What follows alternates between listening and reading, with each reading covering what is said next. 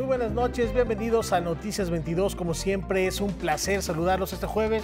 Huemansi Rodríguez. Y Rafael García Villegas. Muy buenas noches también a Laura Regis en la traducción de lengua de señas mexicana. Y un programa muy variado donde tendremos, entre otras cosas, cine, por ejemplo. Así es, Julio López ya se encuentra por acá y nos va a dar su recomendación para la cartelera, que es lo que podemos ver en el cine comercial y también en otros lugares. Vamos a estar platicando de un seminario muy interesante sobre el patrimonio de México que tiene que ver con la antropología, con la historia y de manera particular con los mitos y realidades del Tren Maya.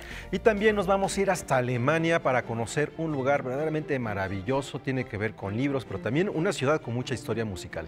La Feria del Libro de Leipzig. Esto y mucho más en Noticias 22. Comenzamos.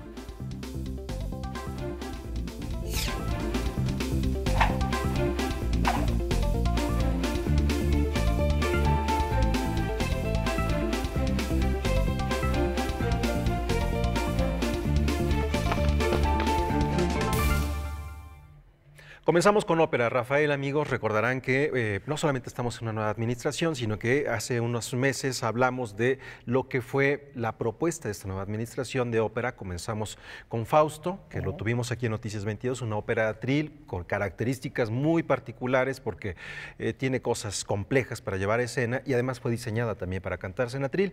De eso, ahora nos vamos con una ópera que prácticamente nos pone en la música que se está escuchando en los escenarios del mundo. Y además una mujer compositora, una mujer de música contemporánea que nos lleva a entender otra manera de escuchar el mundo. Ahorita tuve un déjà vu. Vamos a ver de qué trata esta propuesta, El amor distante.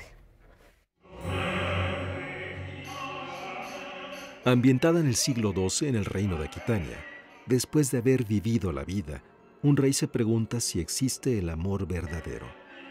Alguien le dice que sí es posible encontrarlo, pero está del otro lado del mar. Este esbozo es el corazón argumental de la ópera El amor distante, de la compositora finlandesa Kaija Saariaho, considerada una de las más importantes compositoras del siglo XXI. Y el hacer esta ópera, El amor distante, L'amour de loin en francés, es pues estar ya poniendo ante los ojos de nuestro público y con todos los demás que participan, además en una ópera ya de esta naturaleza, es estar abordando la que seguramente es la ópera más importante del siglo XXI en este momento.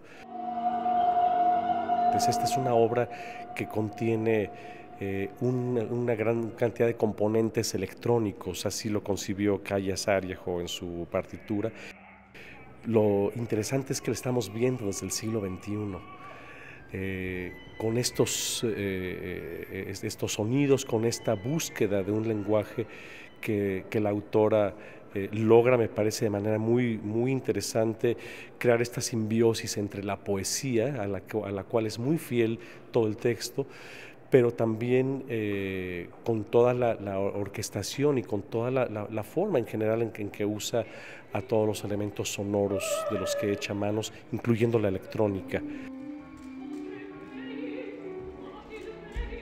Con la espacialización del sonido, con la búsqueda de colores en los materiales sonoros y con el uso también no convencional de los recursos acústicos como son los del propio coro, la orquesta, ya que la compositora los usa de una manera diferente.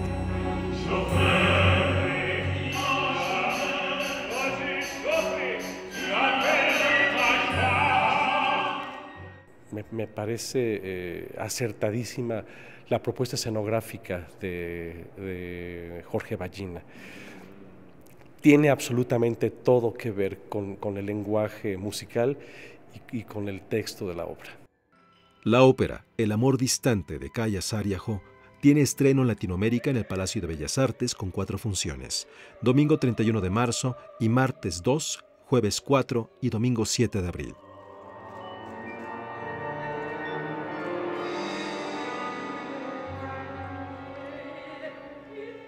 Bueno, un gran equipo el que se conforma, ya escuchábamos la propuesta del maestro Ballina, la escenografía que me comentas se mueve y tiene reacciones a la luz. Así es, la escenografía está hecha con un material, es como un papel plastificado. y dependiendo la luz reacciona de una manera diferente, como pudieron verlo, es la misma escenografía, no cambia, únicamente con la intensidad de luz va dando toda esa gama cromática que acaban de ver, desde los azules, unos azules pensando también como si fuera un mar Báltico, hasta ese territorio, el otro lugar, el otro lado del mar, en donde dicen que está el amor. Habrá que El de embarcarse, de veras, habrá que ¿no? embarcarse. Mauricio García Lozano, Pepe Ariano, bueno, una gran propuesta y además, insistimos, no es algo que se encuentre comúnmente en las salas de ópera, no solo de México, sino a nivel mundial, son esos títulos que son garbanzos de libra. Así es, y estamos hablando de una ópera realmente reciente, es del 2001. Es una producción que se estrenó en Finlandia, así que pues no hay que perdérsela, ¿no? Que darse una vuelta a partir de este domingo al Palacio de Bellas Artes, domingo, martes y jueves y domingo, ahí está la invitación. Yo el domingo voy, ahí segurísimo estoy por allá. Nos saludamos allá el Sí, domingo. vale. Y a partir de un minucioso análisis estadístico, el artista electrónico Rafael Lozano Hemer toma el pulso a los crímenes más terribles de la historia. Así es, vamos a ver cómo es que logra o lleva su arte y la tecnología en esta ocasión Rafael Lozano Hemer. Son sogas que forman orcas. Están invertidas, lo que desafía la lógica y la física, para darles un carácter de presencia humana, como si se tratara de cabezas. Metrónomos es la instalación, obra del artista contemporáneo mexicano-canadiense Rafael Lozano Hemer, que fue inaugurada en el Museo Memoria y Tolerancia. Esta obra es parte de una serie más larga que busca hacer tangibles estos datos. Llevamos como unos 5 o 6 años en el estudio trabajando ese concepto. En particular trabajamos durante más o menos año y medio para poder hacer los mecanismos, que el movimiento fuera muy sutil. Se trata de una obra que, aunque tenga una parte muy tecnológica, no tiene de importante la tecnología, sino más bien las sensaciones y la simbología de utilizar estas orcas como metrónomos. Las sogas surgen de una base que oculta una computadora y un dispositivo que las hace balancearse de acuerdo a la incidencia de crímenes como la violación de mujeres, la extinción de especies o el número de niños desplazados forzosamente. Tenemos datos tan severos que hacen que la cuerda nunca deje de moverse, por ejemplo en mujeres violadas, que son más de 1027 por hora a nivel global, o por ejemplo los niños esclavizados, que son 1166 por hora. Lo que intentamos hacer en este museo es sensibilizar, visibilizar e impulsar la acción social, y esta sala lo que nos quiere mostrar es cómo a escala global, en parte en una visión de Richard Buckminster Fuller, y que es a quien retoma el maestro Lozano Hemer, se puede decir que los derechos humanos son violados constantemente, y ahí está la prueba. La pieza pasa por diversos códigos, desde el binario, el estadístico, un código mecánico y hasta uno musical. Pero más allá del ingenio del dispositivo, está un mensaje y una reflexión.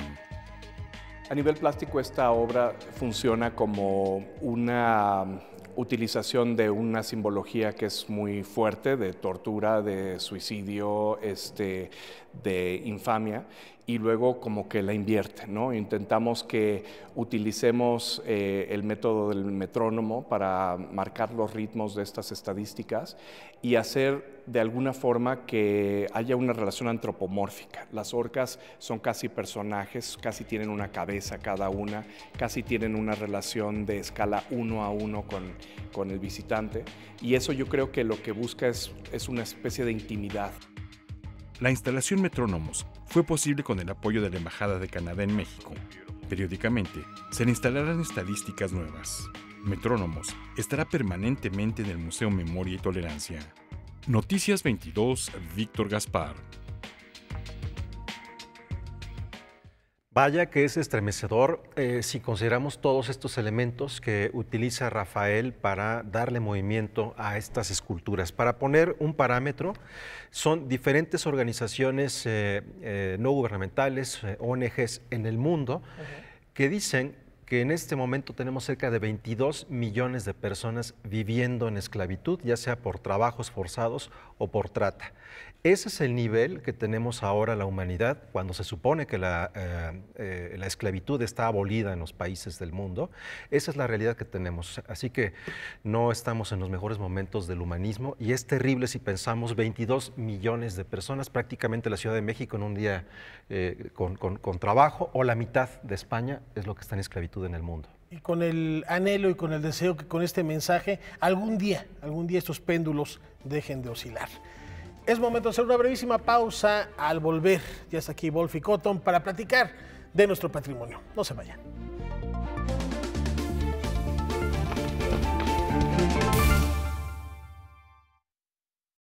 Bien, continuamos aquí en Noticias 22 y le damos la bienvenida al antropólogo Wolfi Cotton, quien es coordinador del Seminario Patrimonio Cultural, Antropología, Historia y Legislación que organiza la Dirección de Estudios Históricos del Instituto Nacional de Antropología e Historia. Bienvenido, Wolfi. Gracias, Guemán, sí, muy amable. Un gusto conversar contigo a propósito de este seminario que comenzó el lunes y que estará en actividad todo este año. Cuéntanos un poco cómo es la dinámica que tienen contemplada.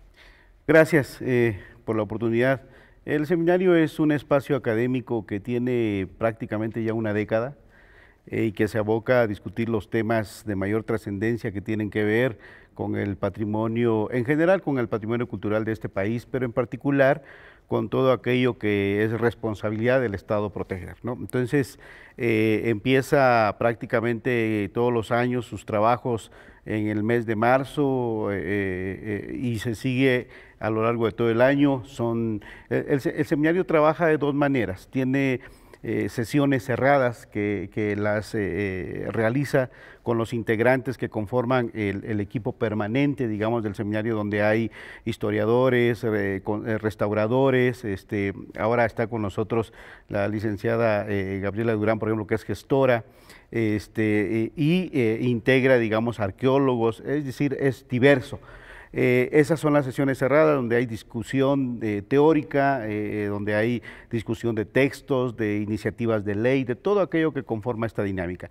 Y las sesiones abiertas en donde hay invitados que pueden ser académicos, que pueden ser servidores públicos, que son personajes que están formando parte de la vida pública de este país y que tienen que ver con el tema que estamos discutiendo. Y entonces en este caso hemos empezado a discutir lo que será el eje de discusión durante todo el año, que son las políticas públicas y la cultura en este país. Entonces estaremos discutiendo, por ejemplo, de lo que significa el tema, empezamos con el tema del Tren Maya, por ejemplo, lo que son sus mitos, sus realidades, sus impactos, una discusión bastante intensa, bastante interesante. Seguimos con otra discusión que es cuál es el significado de eso que se llama cuarta transformación desde el punto de vista de la cultura, digamos, por ejemplo. ¿Qué ha significado el cambio del sector educativo al sector cultura en el gobierno federal? ¿Cuál es el papel que han jugado las instituciones de cultura como el INE, el INBA, los medios de comunicación, por ejemplo, Canal 22, Educal, etcétera, ¿no? Entonces, digamos que hay una diversidad de discusión a lo largo de todo este año que será esa la temática general. Y que son temas importantes y urgentes. ¿A qué me refiero? Cuando hablamos de patrimonio, como estamos en un territorio en donde donde surgieron culturas originales, de inmediato pensamos que el patrimonio son estas zonas arqueológicas que nos han definido en el mundo y también culturalmente por las zonas que habitamos en este país. Pero no es solamente eso, estamos hablando de algo terriblemente grande, y digo terriblemente grande por la forma necesaria y enorme y vasta que requiere su análisis, porque cuando hablamos de cultura pareciera que estamos hablando de libros, estamos hablando de conciertos. No, la cultura es algo abrumadoramente grande y valiosa y diversa, urgente y cambiante en nuestro país. ¿Cómo observarlo? ¿De qué manera irlo delimitando? Porque depende de nuestra definición de cultura para aplicar políticas públicas. Claro, no, sin duda alguna. Nosotros partimos de una definición relativamente general, sencilla, digamos, que es la visión antropológica. Y para la antropología, la cultura es todo aquello que el ser humano aporta a su entorno, a donde vive, digamos, ¿no? Y entonces, desde esa perspectiva, bueno, hay diversidad de expresiones culturales. Una de esa forma de expresión cultural corresponde, por ejemplo, al ámbito de las bellas artes, a las culturas populares, a las culturas urbanas, a la cultura literaria, a la cultura artística. Es decir, se va decantando en distintos tipos de expresión cultural. Y de esa enorme variedad que, digamos, se produce constantemente, hay una parte que le corresponde en cuanto a las políticas públicas al gobierno, a los estados, ¿no? Y entonces es cuando entramos a discusiones, por ejemplo, de leyes, de instituciones, de políticas públicas, porque tiene que ver con la acción que el gobierno toma en esos ámbitos. Entonces, en este caso, cuando hablamos de patrimonio cultural, por eso señalaba al principio que fundamentalmente hacemos referencia al patrimonio cultural que es responsabilidad del Estado, que es responsabilidad del gobierno su preservación, su protección, etcétera. Pero eso no significa que no discutamos el anchísimo mundo que bien acabas de señalar, Wemansing, en el sentido de que es de una enorme complejidad. Y ahora, digamos, las sociedades con este boom, digamos, de los medios de comunicación que tienen la información en sus manos, las sociedades rurales, campesinas, los pueblos indígenas, etcétera, que cada vez tienen una mayor información y que están de alguna manera en un papel mucho más protagónico, digamos, mucho más litigante de su identidad, de sus espacios, de su territorio, y todo eso tiene que discutir, porque forma parte de la realidad. Dos temas de los tantos que van a analizar me llaman mucho la atención. De alguna manera, si puedes ayudarnos para tratar de delimitarlos un poco. Si bien esta discusión va hacia el interior del seminario y repercutirá en los personajes que estén involucrados y las instituciones en donde estén laborando, son temas que también son de pertinencia pública. Así es. ¿Cuál es el papel de los medios de comunicación? Como mencionaste, el caso de Canal 22, su aportación, trabajo, desarrollo en un entorno y contexto cultural, y por el otro lo que se ha debatido, impactos, mitos, realidades sobre el Tren Maya. Empiezo con este segundo. Era importante desde mi punto de vista, desde el punto de vista del equipo que conforma el seminario, tener información lo más cercanamente posible a la objetividad. Habíamos tenido entrevistas, habíamos tenido versiones mediáticas, habíamos tenido rumores, ideas, etcétera, discursos oficiales incluso, pero realmente la información real, fidedigna, proyecto específico, todo eso, yo creo que sigue siendo un gran pendiente, porque eso se evidenció, digamos, en esta primera gran discusión. Entonces, lo que estamos viendo es que de alguna manera el tema del Tren Maya tiene una buena cantidad de mitos, porque no se sabe exactamente qué es, digamos, ¿no? Y por otro lado, hay realidades que tienen que ver, por ejemplo, con la especulación que se empieza a generar con relación a las tierras, hay realidades que tienen que ver con, ejemplo, de los derechos de los pueblos indígenas, las consultas que tienen que hacerse, también con relación al respeto a los derechos culturales, no solo de los pueblos indígenas, sino de toda la población. Son derechos humanos y los derechos humanos no son solo de uno, sino son de todos. Entonces, todo este tipo de cuestiones son realidades y que hay que discutirla, porque, digamos, hay buena voluntad en el sentido de llevar un desarrollo, digamos, real a aquella región. Pues sí, pero no lo podemos hacer sin tomar en cuenta la diversidad de opiniones, la opinión de la gente, los sujetos que van a ser directamente afectados, pero también lo que tenemos de conocimiento de la historia sobre este tipo de cuestiones. O sea, no estamos empezando de cero. Y luego, el papel de los medios de comunicación. Bueno, yo creo que si no tuviéramos medios alternativos de comunicación, seguiríamos viviendo con una versión, con una idea oficial, por decirlo de alguna manera, o unilateral de lo que está sucediendo en nuestro país. Entonces, el papel, por ejemplo, de medios alternativos, y yo considero que independientemente de que sea una institución del Estado, el caso de Canal 22, Radio Educación, el IPN, por ejemplo, son medios, francamente, que nos dan una visión distinta de la televisión comercial, por ejemplo, ¿no? De los medios comerciales. Y justamente eso es lo que tenemos que cuidar, porque eso nos ayuda a hacer de este país un país más robusto democráticamente hablando. Bueno, estos seminarios es para especialistas. El seminario está abierto a los especialistas, al público interesado en general, las sesiones abiertas. ¿Cuándo son? Las sesiones abiertas son los primeros lunes de cada mes. Y entonces hay un calendario establecido con una diversidad temática. ¿Siempre es la misma sede, perdón? Siempre es la misma sede, siempre es la misma sede. ¿En dónde es? Es la Dirección de Estudios Históricos, que está en Tlalpan, en la calle de Allende, 172. Aquí tenemos ahí la dirección. ¿A qué hora es cuando está?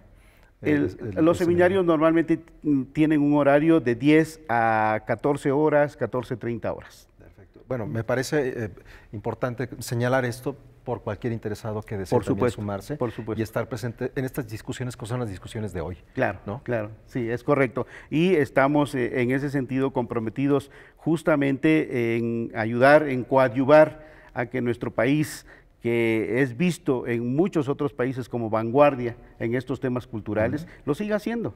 Y no hay otra forma más que escuchando la diversidad de opiniones, que siendo críticos y escuchando a su vez la crítica. Creo que eso nos fortalece como país. Claro.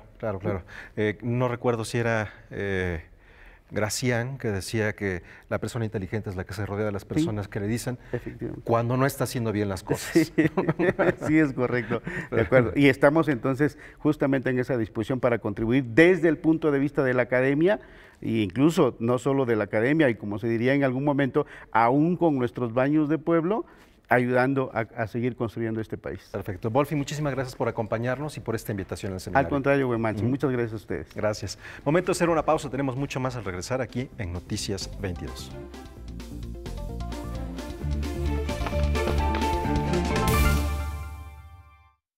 Continuamos aquí en Noticias 22 y ya está con nosotros Julio López. Para platicar de cine, Julio, ¿cómo estás? Qué gusto saludarte. No, el gusto es mío. Aquí nos tocaba platicar a los tres desde hace un rato. Y ahora hay tema, ¿eh? Sí, hay mucho de qué hablar, ¿no? Justamente de una animación que conjunta a un grupo de música en Holanda, una animadora mexicana, y justo dentro de este grupo de animadores, porque en realidad fueron 12, también hay un chico de Japón, ¿no? Entonces, la verdad, hicieron una reinvención de la canción de La Llorona para, pues, denunciar una tragedia que sucede en nuestro país, ¿no? Vamos a conocerlos, los invito. Excelente.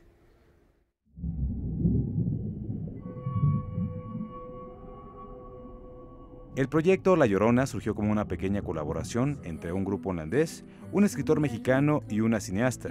El resultado ha rendido frutos y ha roto fronteras.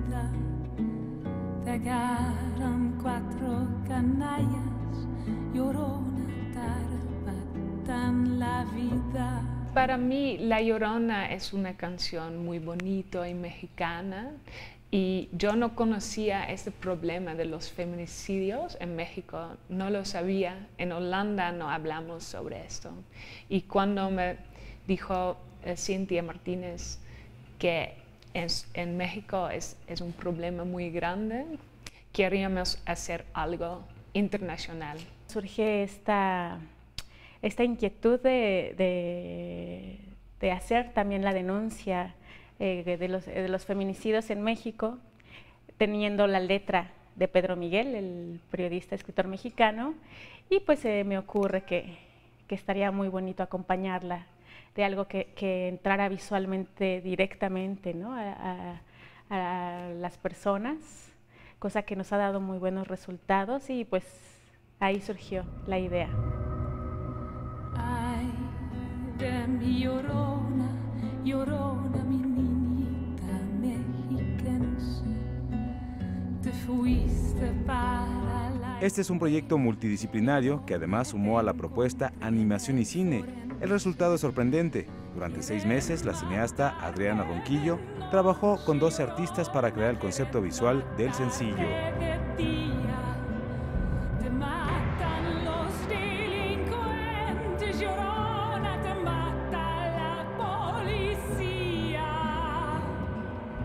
Y justamente queríamos también que la estética de la animación de este pequeño cortometraje que hicimos para ellos tuviera también toda esta multidisciplinaridad, ¿no? En sí mismo, que tuviera muchas técnicas distintas, collage, dibujo, fotografía, que tuviera lo tradicional, pero también las técnicas contemporáneas, motion graphics, 2D digital. Desde principios de marzo, el grupo emprendió una gira por nuestro país para presentar el sencillo La Llorona, con la intención de llevar este trabajo audiovisual a universidades y pequeñas comunidades. nosotros abrimos con el arte suavemente espacios culturales o espacios justo en los medios que están negados a estas problemáticas políticas, y ya después de nosotros vienen pues los compañeros que están realmente organizando o haciendo el trabajo legal, el trabajo de campo, y nosotros la pequeña, muy pequeña aportación que podemos hacer es justo abrir espacios a través de las artes. Es muy fuerte cantar La Llorona y ver a la gente y después hablar y también como llorar juntos y sentir que queremos lo mismo, queremos un cambio en México, pero también en Holanda, en todo el mundo. La Llorona no nada más es el sencillo, no nada más es la animación que venimos presentando, es también una obra de teatro que estamos trabajando en Holanda, es una de las escenas. Y justamente en esta obra que se llama Project Lucy, que venimos a presentar en octubre y noviembre, hay más letras de Pedro Miguel y habla sobre las mujeres invisibilizadas a través de la historia.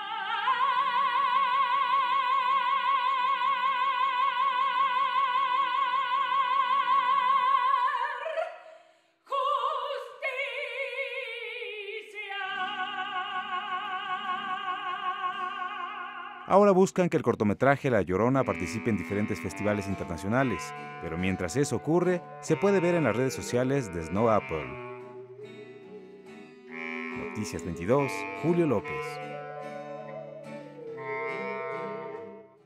Bueno, más allá de la problemática, me parece que está padre este cortometraje, ¿no? No, el trabajo visual está muy atractivo y mezcla diferentes técnicas de animación que me imagino tiene que ver con esta diversidad de personajes que fueron convocados, como mencionabas. Sí, esta cineasta tiene otros trabajos que pronto me dijo, me va a decir que los van a poner en línea para que toda la gente los pueda observar, ¿no? Y entonces de eso también les estaré platicando. Y evidentemente también, Rafa, de cuando regresen en octubre con la obra de teatro. No, vale la pena, es muy atractivo y comentabas, ella ya presentó fuera de competencia un par de cortometrajes en Cannes.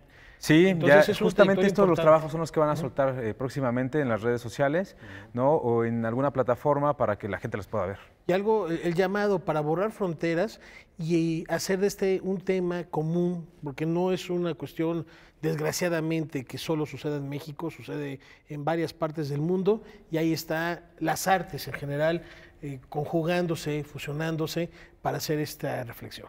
Sí, este tipo de proyectos, ¿no? Hay otros, ¿no? Como Restos de Viento, que une a México y Argentina con otro tipo de propuestas. Está ahí Dolores Fonsi protagonizando esta película, que de verdad está buena y que va a llegar al circuito cultural nada más. Vamos a ver de qué se trata. ¿Qué quieres saber? El viento que entra y sale por la boca es el que nos mantiene vivos. Cuando cesa ese soplo, morimos. En la yema de los dedos vemos los restos del viento. Ahí los remolinos muestran que el viento sopla. Restos de Viento es una película que gira en torno al duelo y a la imposibilidad de aceptar la pérdida. Este es el segundo largometraje de Jimena Montemayor, una historia íntima que ganó el premio de la prensa en el Festival de Cine de Guadalajara y el premio de Mejor Película de Ficción en el Festival Internacional de Cine de Guanajuato. ¿Qué te hace pensar que tengo hijos? Estamos muy contentos justo poder presentar esta película. Vamos a como 12 estados de la República, vamos a estar en Oaxaca, Veracruz, Durango, no sé, hemos encontrado, sí, nuevas sedes, Tepoztlán, para presentar este tipo de cine que de pronto, pues sí, que no, a veces no podemos competir con lo que está en el cine comercial. Emulando el sistema de distribución de Roma, esta película llegará únicamente a cinetecas y a diferentes cines independientes. Además, no es la única cosa que comparte con la cinta de Alfonso Cuarón. Aquí también la trama gira en torno a la ausencia del padre. Habla sobre la infancia y se escucha como parte del soundtrack de Prometido de Leo Dan. Solo hay que aclarar que primero se filmó Restos de Viento. Luis Rosales fue el mismo director de casting de Restos de Viento y Roma. Justo él terminó Restos y empezó Roma. Entonces, los niños de Restos hicieron casting para Roma. No sé, había como cositas, vestuarios. Cuando sale el monstruo de Roma, como que en algún momento dije, hay como ciertos detalles, aunque al final no tienen nada que ver, pero sí como que coinciden en ciertos momentos de infancia y del pasado. Restos de Viento se desarrolla de manera pausada. Poco a poco se nos revelan las motivaciones de los personajes. Todo encaja en esta historia, incluida una presencia espectral. No ¿No te da miedo que regrese? Los estrenamos en Corea, por ejemplo, en el Festival de Busan. Yo nunca pensé que fuera como a hablarle o que su primera presentación fuera ahí, ¿no? Entonces, siento eso, que ha tenido como un viaje propio de aceptación en nichos que yo de verdad no esperaba. Restos de Viento es la primera película que protagoniza la actriz argentina Dolores Fonsi en México, un proyecto pequeño que busca su propio camino. El amor es simple y a las cosas simples. Los Restos de Viento, bueno, ellos han tenido que optar por irse a un circuito alternativo, pero van a llegar pues, a 800 salas en diferentes partes de la República. Muchas copias, ¿eh?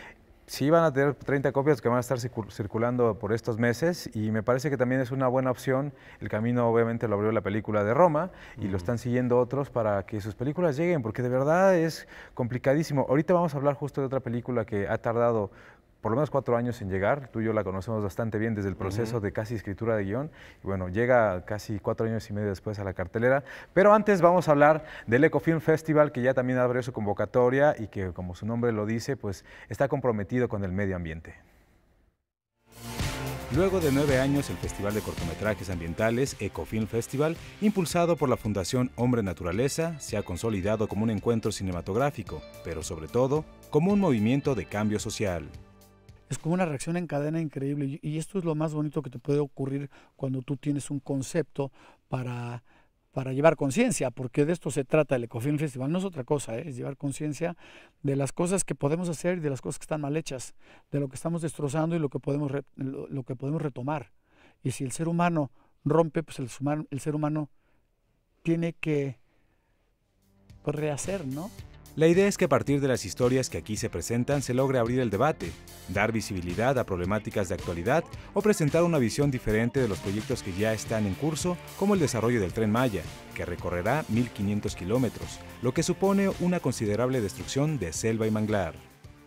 Y decir que el manglar no sirve para nada, ya ve que hay que acelerados, ¿no? Y que azotados son. Sí, no más que el manglar recibe a las aves migratorias, el manglar tiene las almejas, el manglar crea el camarón de estero, el camarón de estero sale al mar, en el mar hay unos pescadores que viven de ese camarón, matas la mina para hacer un desarrollo turístico. Se me hace una falta de ética total y de moral total y de respeto al país, a los ciudadanos. Este 2019, Ecofilm tendrá como invitado a Chile, un país líder en la implementación de energías renovables, el tema de este año. Además, Coahuila, el segundo productor de energía solar a nivel mundial, será el estado invitado. Y Coahuila, exactamente en Viesca, está esta planta de energía solar y próximamente va a ser también el estado con mayor cantidad de energía eólica. Entonces es un ejemplo para todos los demás lugares, un ejemplo de voluntad, ¿no? Las inscripciones de cortometraje en las categorías de animación, ficción, documental y cineminuto abrieron el 26 de marzo y concluirán el 27 de junio. Bueno, como siempre hay que aplaudir este tipo de iniciativas, ¿no? También tenemos en Cuernavaca, ya lo mencionabas, Cinema Planeta, que también lo han hecho extraordinariamente y que han traído directores de todo el mundo y que han ganado gran prestigio con este festival y los han invitado también a los principales encuentros cinematográficos alrededor del orbe, ¿no? Además, yo iba a decir que comentabas, Julio, que están muy bien nutridos los premios en este Ecofilm. En el Ecofilm está bien padre y se han aliado con un montón de empresas, también con otros encuentros cinematográficos. Entonces es sensacional cómo se ha dado pues este festival que ya cumple 9 años, que ya está abierta la convocatoria, así que si tienen algún cortometraje, no importa que no sean profesionales, ellos elegirán los mejores, o a lo mejor a veces lo que más importa es el mensaje. Y eso queda claro en esta convocatoria, están por ahí de los 100,000 pesos si te llevas una de estas categorías, ¿no? No, pues está bien. Bueno, yo lo que quería comentar un poco era el tipo de programación que hay en este tipo de festivales en México. México cada vez más tenemos una diversidad de festivales de cine que nos permiten tener acceso a películas que ya son como muy específicas. Ha habido otras experiencias que desafortunadamente se han perdido entre presupuestos y entre impulsos locales o no, pero tú vas a cualquier parte del planeta y te vas a encontrar un festival solo de desierto, como lo hubo aquí en México, en algún momento en Ciudad Juárez.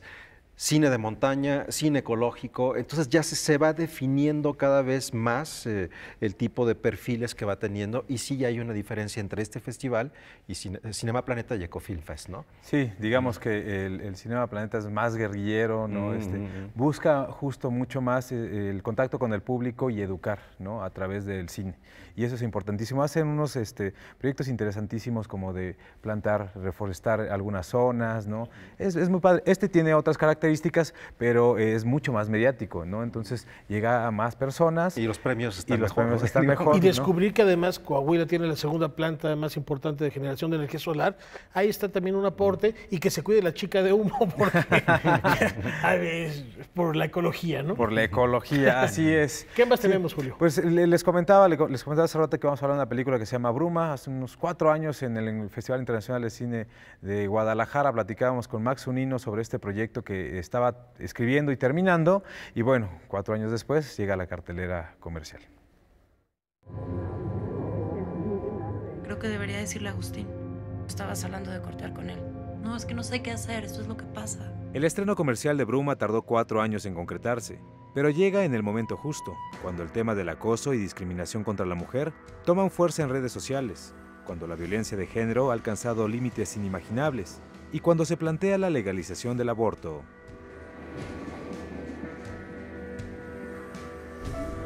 Bruma habla de esta mujer que hace un escaneo de su vida cuando se descubre embarazada y sale corriendo y huye hasta Berlín para decidir qué quiere hacer.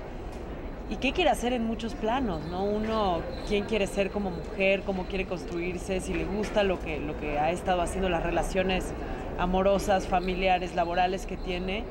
Por otro lado, abre esta cuestión de, bueno, quiero o no ser mamá, se permite decir me voy, y ahí decido porque la verdad no tengo la menor idea. Y pues sí, hoy en día se habla mucho de eso, ¿no? Si bien todos estos temas están presentes, la historia gira en torno a Martina, quien se siente perdida en el mundo. Tal vez por eso decide ir a buscar a su papá, con solo una postal como pista para dar con su paradero. Atrás deja su trabajo, a su madre y a su novio, quien la ama profundamente. O sea, neta, no pensaste ni cómo me iba yo a sentir, o tu jefa. Tampoco lo vi como un macho tremendo, terrible, ni como una víctima. Simplemente, pues, un joven mexicano con un poco de torpeza emocional que está haciendo lo mejor que puede desde su punto de vista para recuperar al amor de su vida, y que se entera que, pues bueno, ya está. Eres una pinche egoísta.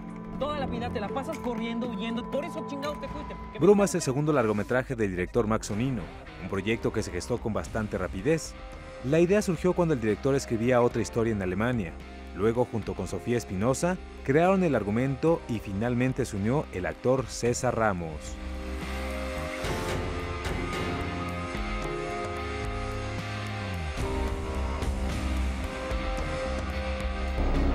Y yo creo que tuvo éxito un poco el proyecto porque fue diseñado pues, de un modo bastante cercano y natural a nuestra condición en Berlín en ese momento. O sea, creamos el personaje de Martina como una mexicana que viajaba a Berlín y era una turista que no hablaba el idioma, que no conocía muy bien la cultura, al igual que nosotros. Lo que encanta de esta película es la frescura de los personajes. El drama apenas se siente. Esta es la historia de una chica que sin saberlo busca reinventarse, busca su libertad. You are full of vitality, and it's necessary for your life that you live this. You have to... Bueno, pues ahí lo tienen, una de las opciones que llegará hasta la próxima semana, ¿no? Pero también se está en la cartelera nueva versión de Dumbo con Tim Burton, ¿no? Por supuesto. Y el remake de la película mexicana Miss Bala, Sin Piedad le pusieron los gringos, ¿no? Bueno. Y bueno, pues ahí la protagonista aquí era una femme fatale que tenían que cuidarla todo el tiempo. Ahí se convierte pues casi en la asesina de todos los malos, ¿no? Son algunas de las opciones. Muy Estados Unidos. Comienza hoy por la noche el Festival de Cine Canadiense. Hoy es la alfombra roja, es muy recomendable. Ya mañana nos contarás algo sobre eso. Pues yo creo que sí. Mira, están las dos Cassandra, está bastante padre. Y los Grizzlies son dos que no se pueden perder. Y también el próximo sábado, una revaloración de alguna de las películas de Batman en el Centro Cultural Universitario, ¿no? Sí, se van a presentar todas las películas de Batman. 80 años. 80 años de Batman. El personaje, digamos que ha aguantado diferentes pasadas en diferentes medios, es decir, el cine, los cómics, la televisión, ¿no? Es padre Batman. Bueno, sí. Muchísimas gracias, Julio. Estaremos muy al pendiente de todas estas recomendaciones que tienes a bien traer cada semana. Y nos estamos viendo. Nos estamos viendo la otra semana. Una pausa.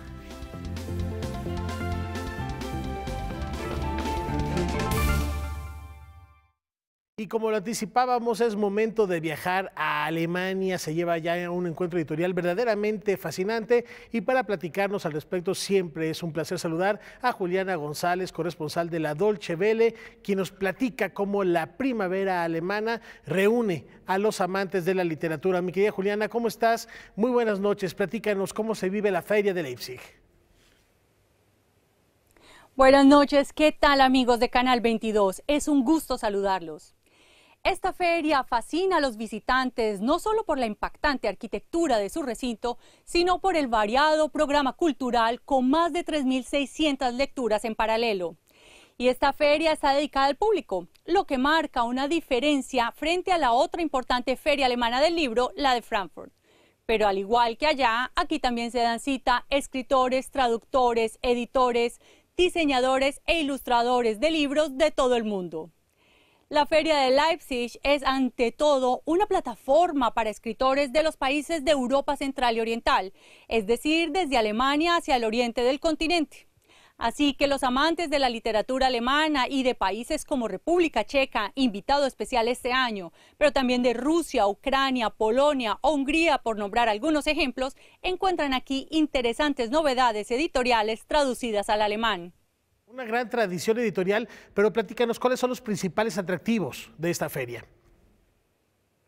Bueno, la feria es también una invitación a los sentidos, y es que aquí nos encontramos con apuestas editoriales alternativas y llenas de diseño.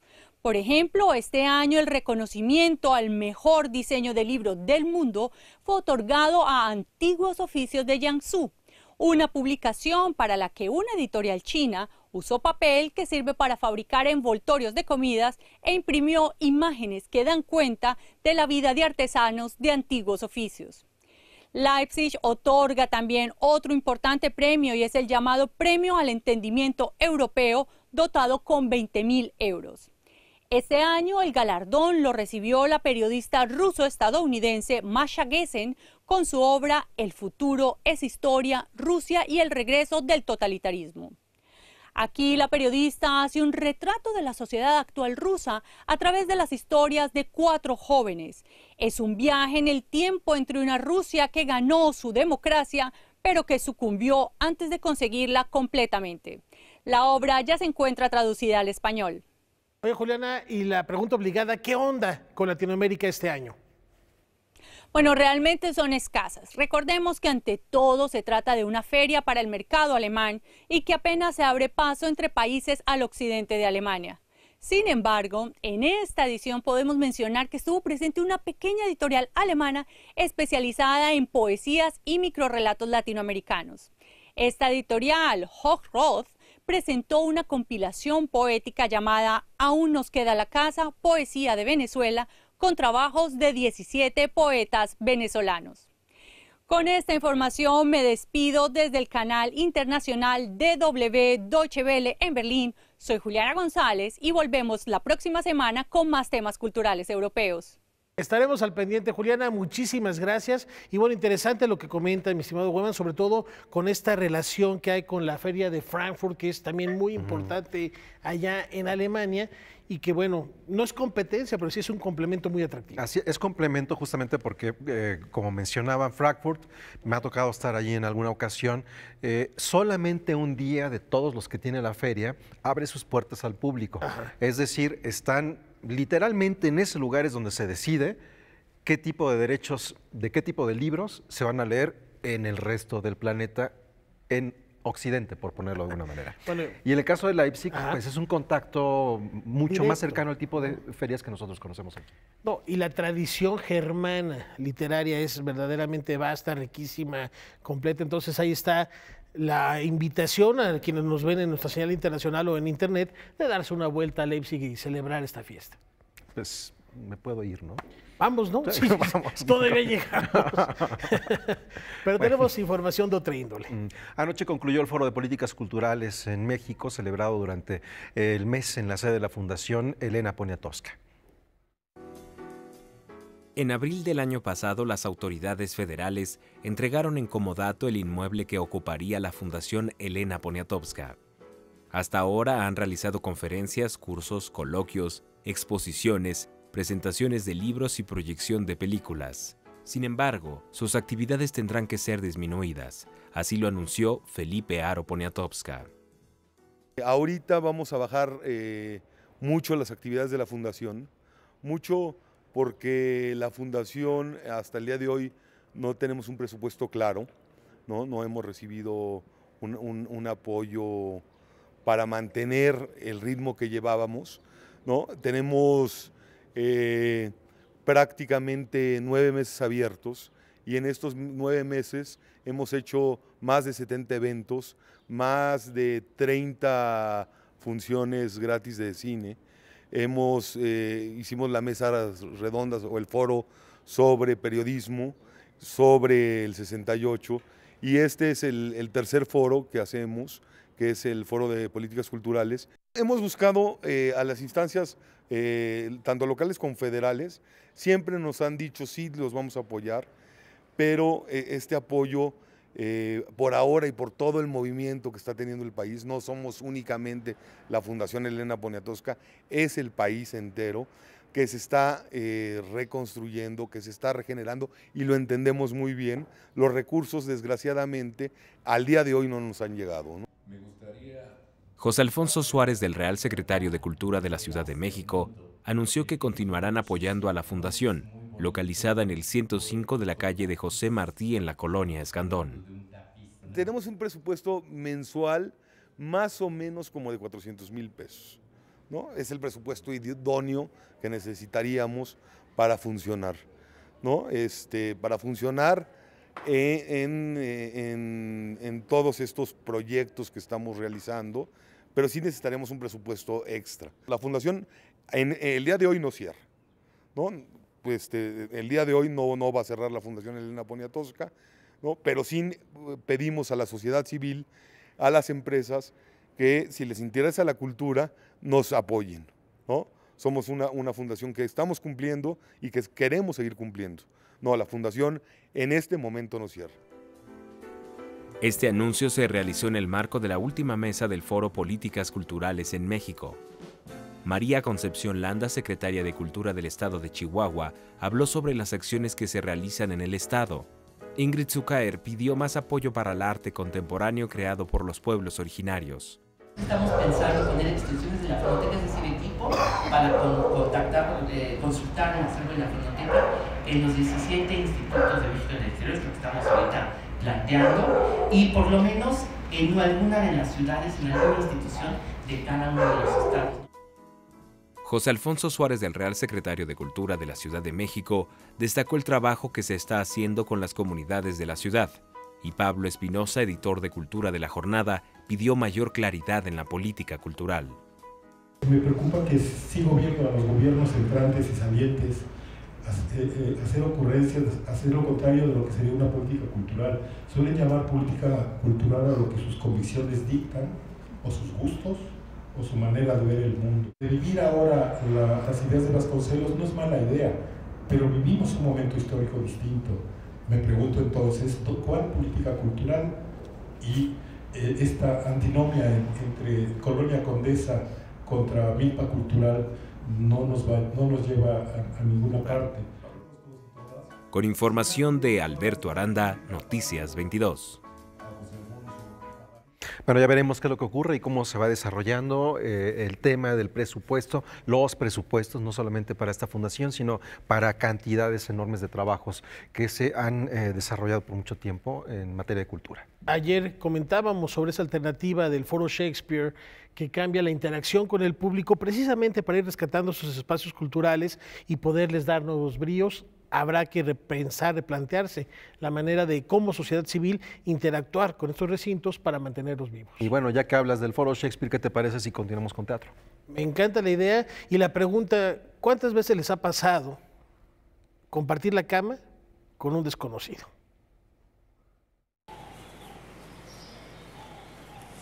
Todo lo que está a mi lado, pieza escénica del director argentino Fernando Rubio, en la cual una actriz y un espectador comparten un intenso momento de intimidad. Una experiencia muy poderosa de intimidad, donde el espectador se acuesta al lado de la cama, junto a una actriz. Durante 15 minutos sucede este texto, que es un pasaje por la infancia, el crecimiento, la pérdida y el alivio después de la pérdida. Está construido en segunda persona, o sea que permanentemente es un reflejo con el cuerpo del espectador, de la espectadora, pero siempre es un momento muy conmovedor, afectivo, de una intimidad muy sutil también. El montaje mexicano del texto argentino es el número 27 a nivel mundial.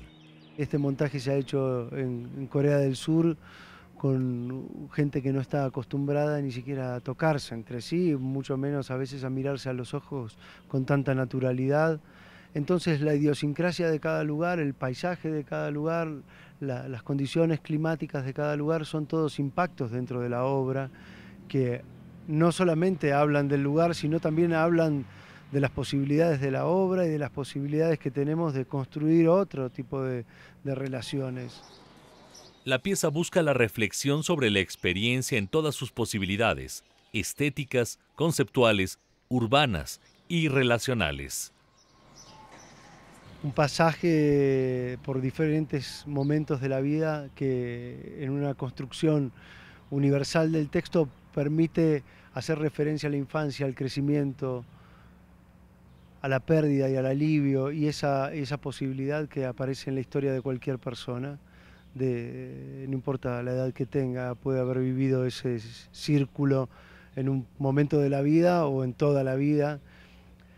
Aparece también una serie de reflejos y de posibilidades de acercamiento de lo propio, ¿no? Por más que el espectador está en silencio todo el tiempo, hace eco de esa voz de la actriz y en esa conexión a través de las miradas, a través del silencio, a través del tacto en algunos momentos. Aparece obviamente toda la referencia que nos trae una cama, ¿no? Quienes comparten la cama con el espectador son Paula Castagnetti, Karina Díaz, Regina Flores Ribot, Mercedes Hernández, Tae Solana Shimada, Isabel Toledo y Stephanie Weiss. Bueno, quiero invitarlas a todas y a todos los televidentes a que vengan a participar de esta obra, que vengan a compartir este momento de intimidad, de profundas conexiones y afectividades, metiéndose en una de estas camas. A partir de mañana en el Museo Universitario del Chopo. Son bienvenidos. Con información y texto de Salvador Perches Galván, Óscar Helguera, Noticias 22.